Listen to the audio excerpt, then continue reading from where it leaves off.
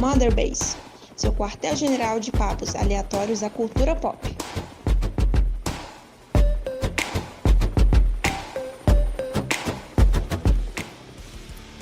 Fala aí, seus mamaco versus larato, tá começando mais um Mother Base, do seu quartel-general de papos aleatórios da cultura pop. Eu sou o seu host de hoje, Caio Vicentini, estou acompanhado do meu colega de crime de sempre, o Diogo Fernandes. Olá pessoal, tudo bom? E do meu outro colega de crime de sempre, o Vini Venturmini. E aí, salve, povo, como vocês estão? E a gente tá com um podcast mais leve, se recuperando ainda do Snyder Cut. Mais uma rodada aí de recomendações, podcast mais leve, mais breve. E eu vou dar a palavra pro Vini, pra ele falar aí o que ele trouxe pra mesa pra gente conversar hoje. Hoje eu vou no meu lado otaku safado full. Sujo.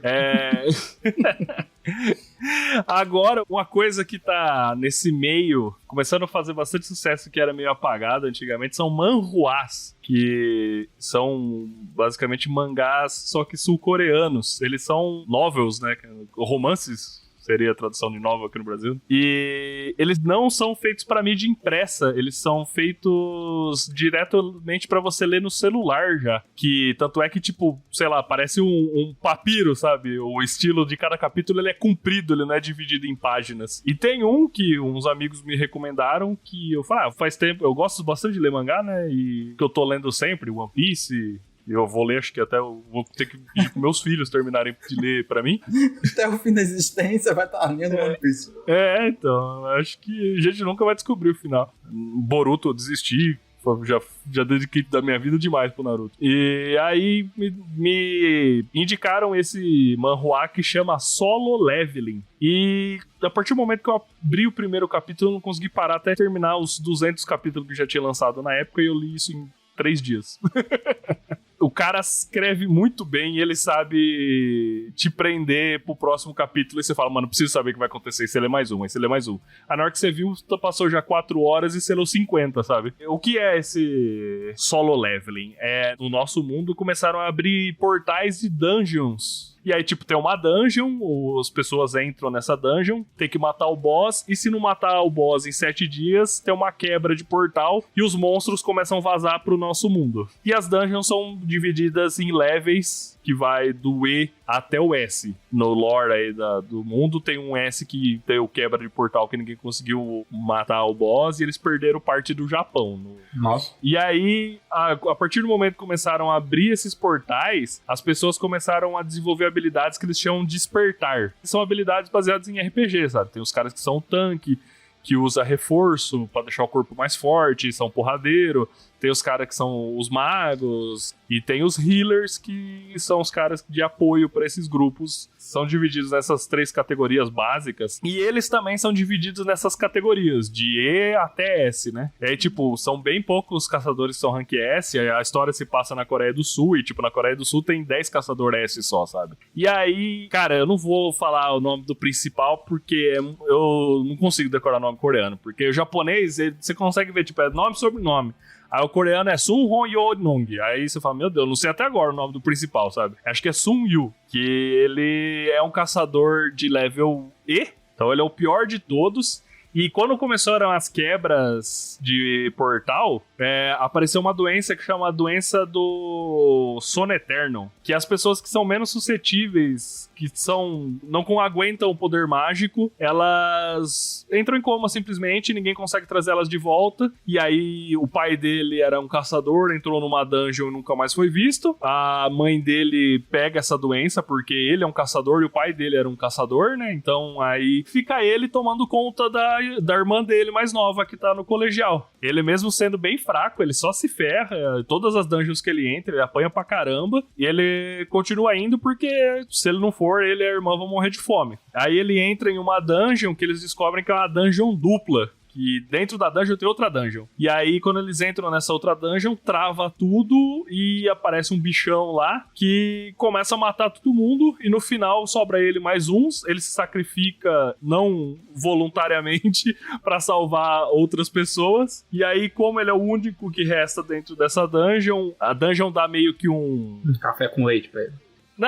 Um prêmio pra ele, vamos assim dizer, porque ele entendeu como que a dungeon funcionava e ele é resgatado com vida, ele acorda 2 semanas depois, acho que no hospital, e aí aparece pra ele uma mensagem que falando, ó, sua quest diária é fazer 100 abdominal e 200, correr 2 km. E aí ele começa a ver esse sistema na frente dele, que ele começa a ganhar experiência toda vez que ele faz uma quest. Então, no mundo que todo mundo é estagnado, que sempre que tem o despertar, ela não consegue mais sair do ranking que ela despertou, esse cara, ele é um cara com poder infinito, porque sempre que ele for caçando monstros, ele for fazendo as dungeons, ele vai ganhando experiência por causa desse sistema que foi dado pra ele, e ele vai ficando cada vez mais forte, e nisso vai se baseando o desenrolar da história, do porquê que existe esse sistema, quem é ele, e as habilidades que ele vai ganhando. É bem legal, cara. E todo episódio acaba no cliffhanger desgraçado, sabe? Aí você fica, meu Deus, eu preciso ler o próximo pra saber o que vai acontecer. Aí agora você chega no que eu alcancei e tem que ficar esperando uma semana pra ler o que tá acontecendo.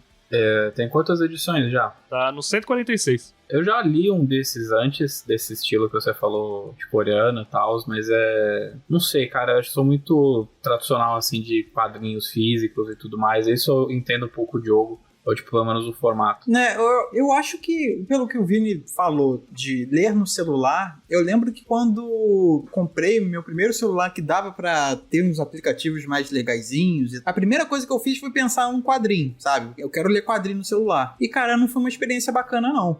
Sabe? E apesar de que enalteço sempre o formato digital, que é uma coisa que eu gosto bastante. E essas coisas, os manhwas agora, muitas vezes eles são novels mesmo, sabe? São só escritas, e os caras agora começaram a passar pra uma mídia com imagens, né? E muitas vezes é um trabalho não arcaico, mas bem amador, sabe? Você vê que o cara copia e cola de vários sprites em vários capítulos, sabe? O fundo é meio cagado, as proporções do personagem é meio cagado. Eu já comecei a ler uns assim que eu parei de ler porque a arte me ignorava. Só que essa do Solo Leveling, cara, a arte é muito bonita, o cara desenha muito bem, sabe? É muito bonito mesmo. E é legal que uma coisa que o cara que desenha conseguiu transpor no desenho é o jeito que o Sung se porta conforme ele vai upando de level, sabe? Ele consegue demonstrar fisicamente no cara o quanto ele tá ficando mais forte, sabe? Muda o traço dele, sabe? De tá mais forte. É bem legal. A arte é bem bonita mesmo. Tô vendo aqui. A arte é muito bonita. O mangá,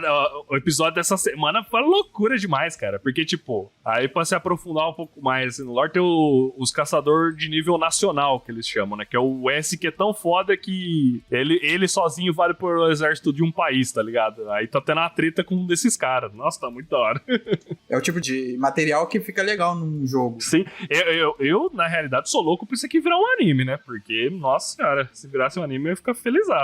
Essa pegada aí tá me lembrando um pouquinho o Code Vein, né? Aquele jogo meio Souls-like.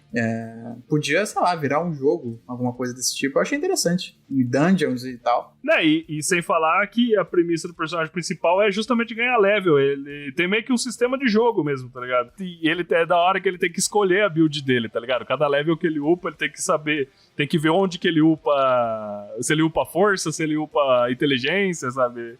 É bem legal isso daí. Um que poderia ter um anime ou alguma coisa assim é o LOLzinho. O LOLzinho é o que eu conheço mais. Mas não tinha algo assim? Tem os quadrinhos, né? Não, tem os quadrinhos, mas tipo, né, uma mídia animada e tal, tipo, tem as animações de algumas coisas específicas, mas são mais material promocional de jogos, por exemplo. Eles fizeram várias animações muito fodas de alguns personagens pra divulgar o jogo de cartas dele, que é o Legends of Runeterra. É legal, né? Mas, tipo, poderia ter uma história mesmo, um anime, um desenho 3D, assim. Seria muito legal. Aliás, eu posso aproveitar e já pegar o gancho? Sim, vai lá. À vontade. Então, gente, vocês achavam que o dia pra falar Valorant chegou, né? Não chegou. Um dia vai. Um dia chega. Então, no último podcast eu vou falar de Valorant. E, na verdade, eu vou falar de um que saiu essa semana. Eu tinha feito o cadastro para participar, que é o League of Legends Mobile, que é o Wild Rift. Que ele tem uma nomenclatura diferente, porque ele não é simplesmente o jogo que você joga no PC, no celular. Em tese mas ele tem muitas adaptações, ele tem muitas simplificações, porque o jogo do PC ele é muito complicado. Se você nunca jogou um MOBA, se você nunca jogou LoL, só pra dar um geralzão pra você, você tem uma arena, vai ser sempre igual. E essa arena tem várias bifurcações, tem várias lanes, em que cada pessoa, cada dupla, tem que defender a sua lane e tomar o território adversário. O MOBA nasceu de um mod de Warcraft 3, que se chamava Dota, e daí o Dota 2 vem disso. Mas o League of Legends é uma criação à parte, inspirada nesse mod, em que as regras são basicamente as mesmas. É um jogo que foi criado lá em 2009 pela Riot Games. Atualmente eles são uma empresa gigantesca, eles fizeram Valorant, fizeram Legends of Runeterra, fizeram um outro que eu não lembro exatamente o nome, que a abreviação é TCT. Eles vão fazer um jogo de luta, eles têm um modo single player do LoL que vai sair para consoles e tudo mais, acho que esse ano ainda. Então, tipo, é uma franquia que cresceu muito. Se você não sabe, LoL tem mais de 100 personagens. E a cada, sei lá, 2, 3 meses sai um personagem novo. Pô, imagina balancear isso todo mundo. Não existe balanceamento. Tipo, a questão é essa. No LoLzinho, tipo, você só aceita que você vai tomar no cu. Se você tiver num embate que te desfavorece. Mas que eu não sou muito chegado em MOBA. Os personagens não caem em desuso assim? Ou eles sabem manter todos sendo utilizados? Cai sim. Tipo, tem muito personagem que cai em desuso. Pô, são mais de 100 personagens. Tem alguns personagens que tem a porcentagem de uso mínima hoje em dia. E existe o meta, né? De que, sei lá, 6, 7, 8 personagens são os mais visados e tudo mais. Mas isso acontece em qualquer jogo. A questão do LoL é que tem muito personagem. Então você tem uma variedade de times, uma variedade de combinações, uma variedade de sinergias muito grande. E daí você acaba se especializando no que você acaba se dando melhor. Normalmente jogo de top é o personagem que vai lá por cima, que normalmente vai sozinho, que normalmente é um personagem mais tancudo, mais forte e tudo mais. Eu acabava jogando muito com melee. Às vezes escolhas de personagens do Overwatch meio que refletiram minhas escolhas de personagens no LoL. Eu acabo gostando mais dos personagens físicos, que tomam dano e tudo mais, os tanques mesmo. Eu só jogo de Reinaldo. Esse esquema não tá chegando no Overwatch, não? De tantos personagens que acabam entrando em desuso, sei lá? Não, porque a Blizzard manipula muito o meta. Tá um pouco mais lento hoje em dia, mas a Blizzard era muito veloz assim em nerfar e buffar personagens.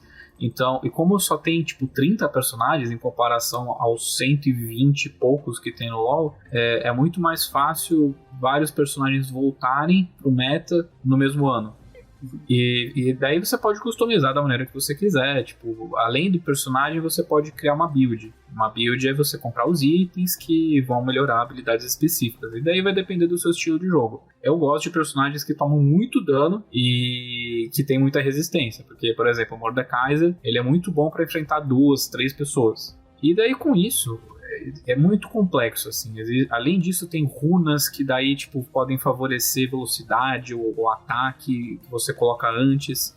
É muita coisa. LoL, assim, é uma experiência miserável quando você começa se você não tiver alguém te ajudando. Tipo, sem mime, foi uma das experiências mais miseráveis que eu tive quando eu comecei a jogar LoL.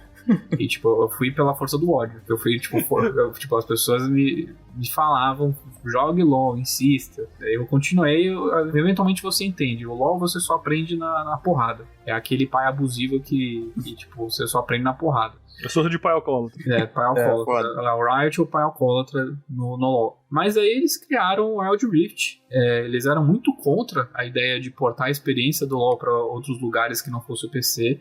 Mas a Tencent, que é dona de basicamente tudo hoje em dia, e com isso eles criaram uma versão mobile, só que você não consegue portar todos aqueles menus, aquelas interfaces do jogo dentro do ambiente mobile. Então eles simplificaram bastante muita coisa, principalmente a questão das builds. As builds, normalmente você acessava um menu que tinha uma lista de 500 itens para você escolher, e daí você tinha que ficar procurando. Mas tipo, isso no mouse e teclado, sabe? Você tá na tela touch, você não tem esse espaço pra fazer isso. Literalmente você não tem espaço. Enfim, já existiam outros MOBAs para celular antes. Então se você jogou com MOBA de celular antes, o LoL não é muito diferente. Ele só é tipo de um pedigree maior porque é LoL. Eu sinto que eu tô me dando melhor com Wild Rift do que a versão de PC. Eu acho que essa simplificação me favoreceu no sentido de que eu não preciso me preocupar tanto com questão de builds, com questão de scaling, de level, porque, por exemplo, o Mordekaiser, ele é muito fraco no início do negócio, porque além de tudo isso, o seu personagem ganha nível. E daí você tem que escolher as habilidades que o personagem ganha. Esse ganhar de níveis, eles acontecem durante a partida ou você vai acumulando para outras partidas? Durante a partida, para você upar de nível, é que nem um RPG. Lembra muito um RPG. Tem muitas coisas de RPG. A cada lane tem soldadinhos que vão avançando para tomar as torres. Essas torres são tipo as fortalezas, assim, tipo, são os frontes que você tem que segurar a sua lane e destruir os frontes inimigos. E daí você precisa dos seus soldadinhos para eles serem o bucha de canhão, e você precisa destruir os soldados inimigos, que são magozinhos pequenininhos, que parecem uns mestres dos magos, maguinhos pequenos, para você poder upar de level. Enquanto a comando, Caio, ficou bom, porque... Tipo, a gente vê esse esporte, às vezes, que você tava falando que eles estavam bem conservadores a exportar a experiência do LoL pra outra plataforma, porque às vezes isso é uma bosta, né? Tipo, o PUBG pra Play 4, que é injogável, basicamente, pra mim. Os caras não fizeram um bom trabalho, não. Pra jogar no celular, tá bem natural, tá tão gostoso quanto a experiência no computador, ou dá uma sofrida nisso daí? Não, assim... Eu sinto que no celular ele envolve muito a sua parte mais mecânica, enquanto no PC tem uma pouca parte estratégica. Não que no PC não tenha isso, mas eu sinto que quando você tira todo esse fator de build, de se preocupar com runas, de preocupar com outras coisas, você consegue pensar mais no que está acontecendo no momento e não no que vai acontecer daqui 20 minutos. Mas funciona relativamente bem. Tem um pouco de poluição visual. Se você tiver uma tela pequena, acho que você vai se fuder muito, porque tem texto ainda que seja simplificado o menu. Tem muito texto para você comprar na loja, se você quiser comprar um item específico. Mas ele funciona muito bem, ele é muito intuitivo em várias coisas. E o tutorial é muito bem feito. Eles têm vários tutoriais para, tipo, você vai jogar LoL pela primeira vez no celular, é isso que você precisa fazer. Mas se você quiser baixar no celular, é de graça. Tem moedas dentro do jogo para você destravar personagens, para destravar skins. Skins é muito difícil, tipo, a espinha dorsal da economia dos jogos. Eu vou admitir que eu gastei dinheiro comprando skin do LoL. Olha aí, tipo, eu comprei... testando o bonequinho. Não, cara, o Mordekaiser... Cara, gente, o Mordekaiser, cara, eu comecei a jogar LoL por causa dele. Os golpes dele eram nomes de músicas do Black Sabbath. Olha aí. Ele tem um golpe chamado Children of the Grave, sabe? É muito foda. E ele tem uma skin chamada Pentakill, porque tem skins temáticas, né? Daí, por exemplo, algumas personagens têm skin temáticas de K-pop. Mas aí a Riot vai lá e chama um grupo de K-pop pra fazer gravações como se elas fossem esse grupo do LoL, sabe? E o Pentakill é uma banda de heavy metal do Mordekaiser. E tem o álbum do Pentakill no Spotify. É muito legal. E daí a skin do Pentakill, do Mordekaiser, ao invés do machado, é uma guitarra. Tipo, essas coisinhas que são muito legais, sabe? Os personagens têm muita personalidade. Todo mundo tem um personagem favorito. É impossível você não encontrar um personagem que você não vai gostar no LoL. Tem desde cavaleiros, magos, até insetos alienígenas. É um cara que invoca cadáveres que saem do chão, uma menina fofinha que usa a música do seu teclado para curar todo mundo ao seu redor, mulheres de armaduras gigantescas, um dragão que representa o deus Sol, sabe? Então, tipo, tem de tudo no LoL. O Wild Rift eu recomendo muito porque ele é uma porta de entrada para as drogas mais leves. Eu imagino que o Wild Rift é você andar de bicicleta com rodinha, e daí quando você se acostumar, você vai pro PC. Que daí a experiência é um pouco mais complexa, um pouco mais abrangente. Mas vale a pena, sim. Vou puxar agora, meu amigo Diogo. Fala aí, o que você tá trazendo pra mesa hoje? Então, o Caio falou do Black Sabbath, né? Então eu acho que casou, porque eu trouxe aqui a biografia do Ozzy. Um outro livrinho, olha aí, livrinho, mais um. Você tá com o livrinho aí? Caralho. Porra, vida, aí me quebra. Tô com ele na mão. Porque esse aqui eu tenho físico, porque não tem formato digital, que é uma pena. Mas não é aconselhável você ler em algum lugar público por causa do teor do livro. É muito engraçado, sabe? Você vai ficar rindo em público e vai dar aquele constrangimento gostoso, sabe? De você tá rindo e não conseguir parar. Porque o jeito que o Ozzy narra a própria vida, o cara se sacaneia o tempo todo, sabe? Essa é a maravilha do livro. E a melhor parte é que não foi ele que escreveu, porque o cara é disléxico. Então ele pediu para um autor, né, que ele não contratou nenhum ghostwriter, nada do tipo, ele acredita, é o Chris Ayres, ele acredita o cara porque esse maluco acompanhou o Ozzy, assim, por dias e meses para coletar essas informações, coletar essas histórias que ele tem, né, que, assim, desde a época que ele era um fudido em Londres, sem dinheiro pra nada,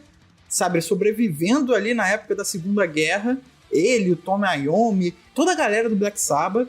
O livro, ele retrata a vida dele basicamente inteira, de várias overdoses que ele já teve, né, no próprio livro diz que ele não devia estar vivo, de acordo com de tantas overdoses que ele já teve, de tantas merdas que ele passou, de acidente de moto em casa, sabe? É maluco, foda.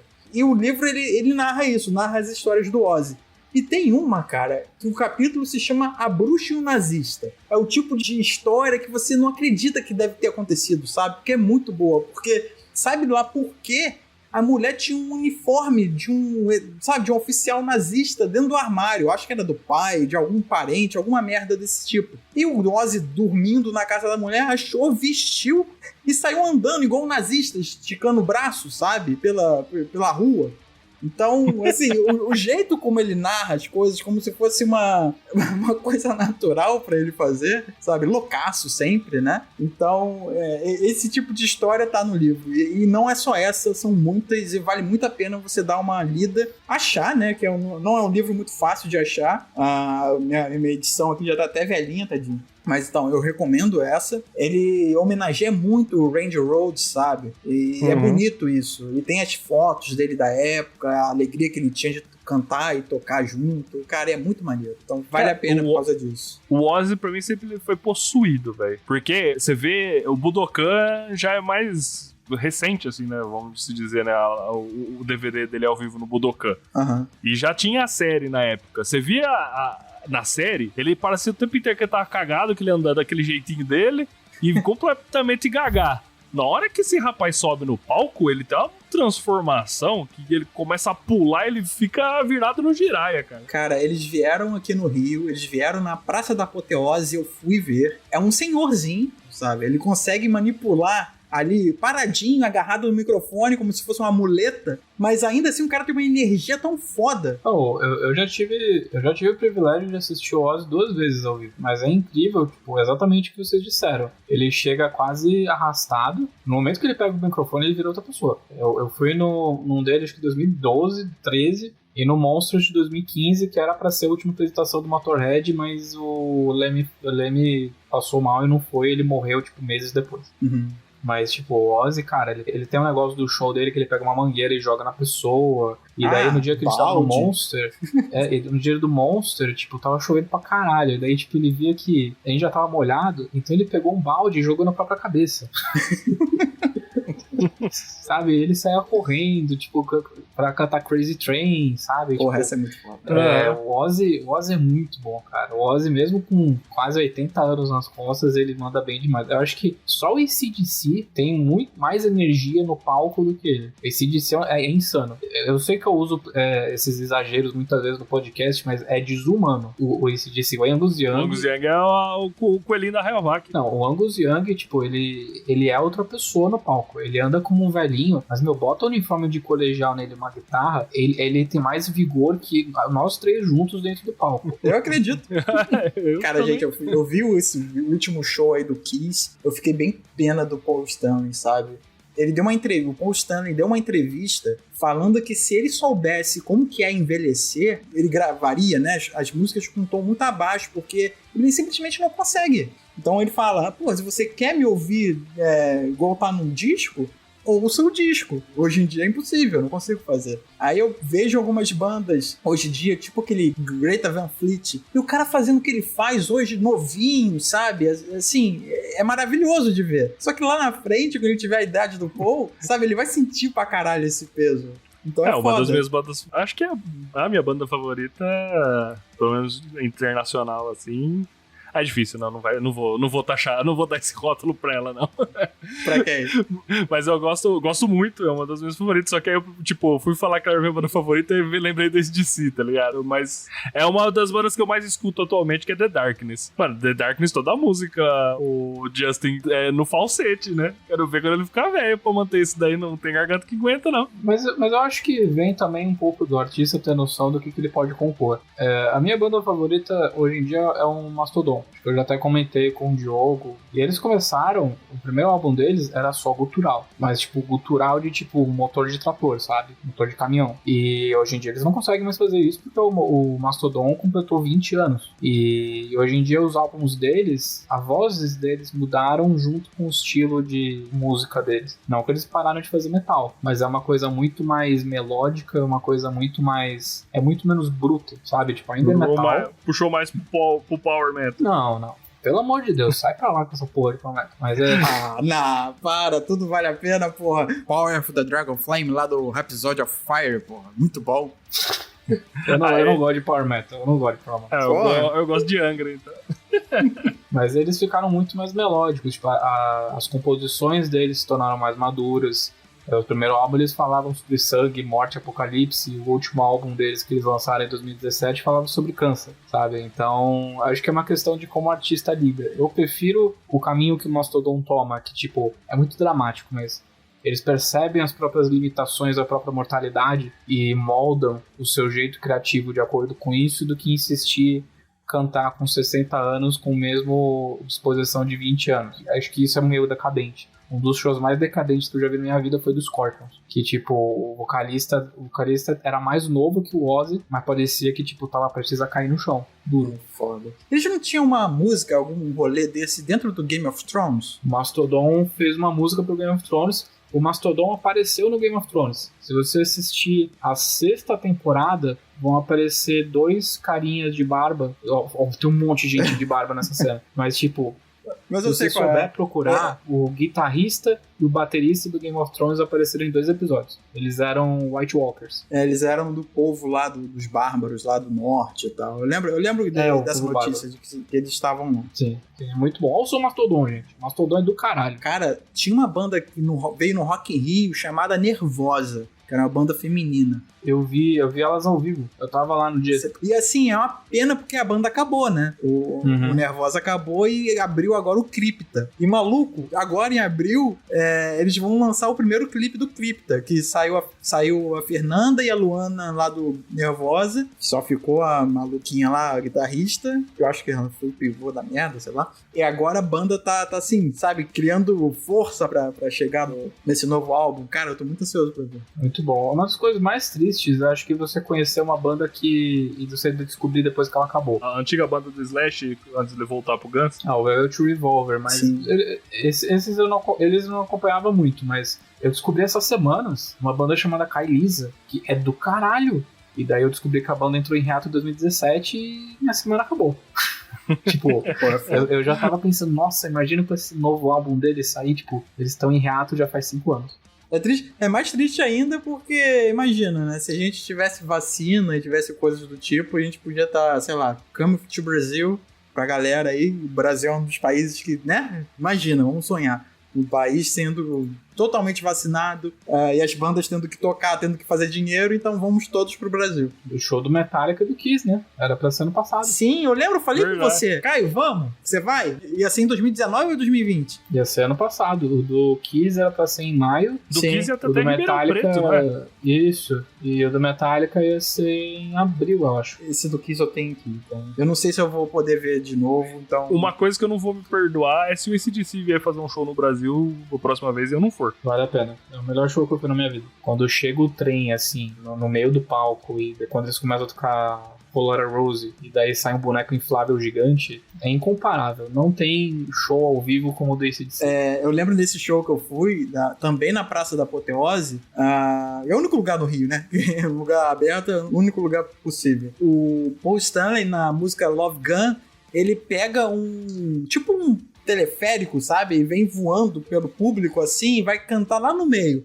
No Live 4, que é em Melbourne, tem isso também, é bem da hora. Né? E no dia que no Rio tava chovendo, assim, absurdamente. E ele não foi, obviamente, por motivo de segurança, né? E em São Paulo teve. E, gente, esse final do ano eu tava maluco pra ver o show em Dubai, do Kiss. E, assim, no dia 1º eu já tava caçando, assim, passou meia-noite, já tava louco atrás do YouTube pra ver. E foi a coisa mais triste que eu fiz, cara. Comecei o ano na merda. Porque ficou muito ruim. Pô, o Stanley cantando daquela forma, você vê que ele tava sofrendo, maluco. Meu pai comprou o ingresso pra ver ao vivo. Caralho, que foda. Não em Dubai, mas ele comprou o ingresso virtual pra assistir a transmissão ao vivo. Pra assistir ao vivo. Eu tava atrás dessa pirata aí. Pô, dá um abraço no seu pai, cara. Fala que eu quero andar com ele no recreio. e assim, ele gostou do show? Ele achou maneiro e tal? Assim, meu pai já tem a noção de que o Kiss não é o Kiss dos anos 80, 90. Uhum.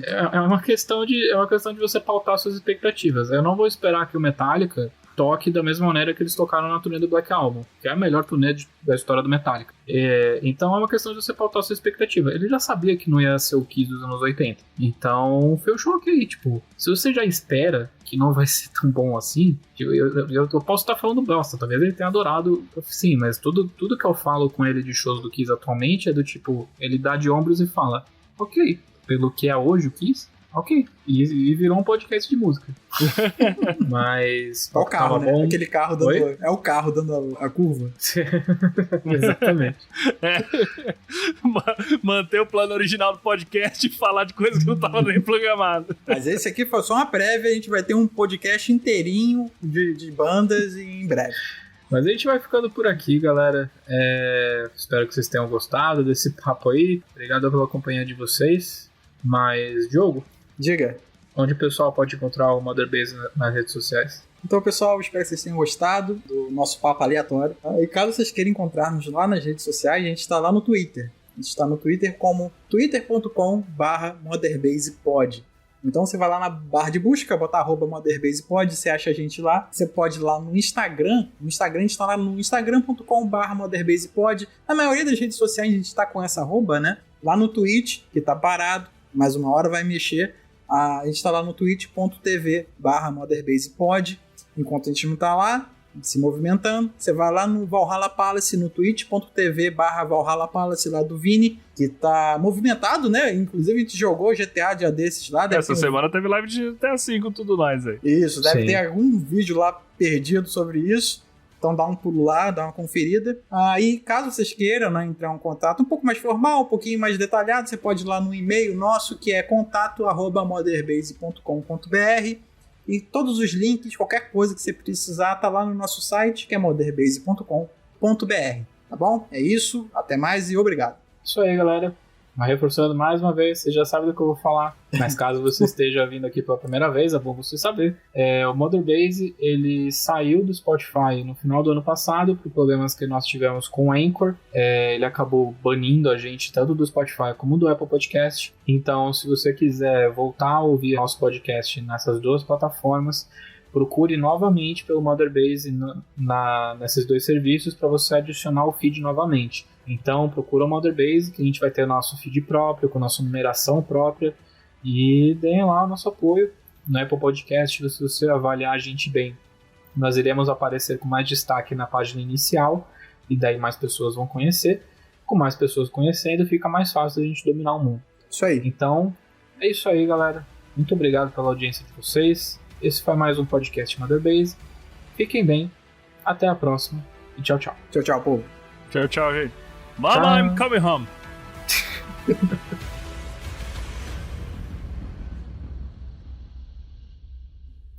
Você viu a série, Vini?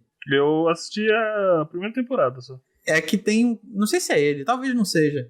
Tem um livro chamado A Sangue Frio, que tem uns carinhas sendo julgados e tal, condenados à morte.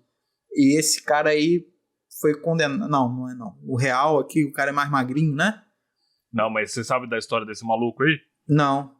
Ele matou um monte de mina e aí a última que ele matou foi a mãe dele. Ele transou com a traqueia, porque ele decapitou a mãe e transou com a traqueia dela. Ok. Que aí não sei se foi ele, não.